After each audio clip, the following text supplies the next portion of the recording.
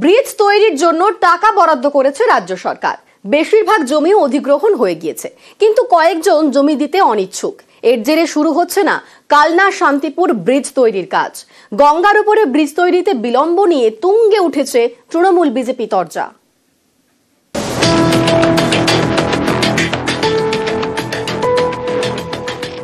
পূর্ব বর্ধমানের কালনা, পাশ দিয়ে বয়ে গিয়েছে গঙ্গা, ওপারে নদিয়ার শান্তিপুর, পারাপারে ভরসা খেয়া।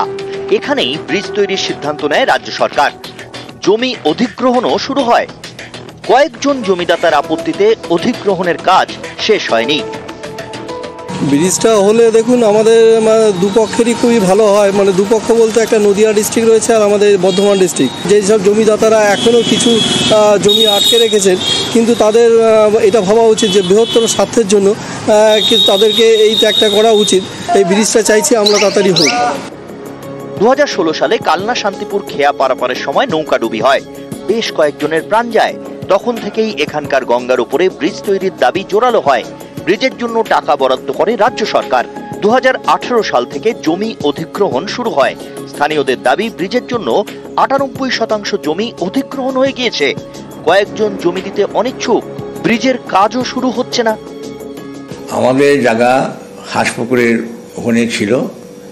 আমরা সরকারি নির্ধারিত মূল্যে ওই জায়গা আমরা দিয়ে দিই, এবং এখন আমাদের ইচ্ছা ওখান দিয়ে যে ব্রিজটা যেন দ্রুত হয় এবং আমরা যেন দেখে যেতে পারি। চেয়েছিলাম যে আমাদের যে জায়গা, সেই জায়গার ন্যায্য মূল্যটা দেওয়া হোক। সেই জন্য আমরা হাইকোর্টে আপিলও করেছিলাম। তা হাইকোর্টে আপিলের পরে আমরা কেসে জিতেছি। এখন অপেক্ষায় রয়েছি সরকার আমাদের সেই ন্যায্য মূল্যটা দিক, আমাদের অন্য জায়গায় সরিয়ে দিক, দিয়ে ব্রিজ হোক। কালনা শান্তিপুর ব্রিজের পূর্ব বর্ধমানের 48.19 একর জমি চিহ্নিত হয়। এর মধ্যে 47 একর জমি অধিগ্রহণ হয়ে গিয়েছে।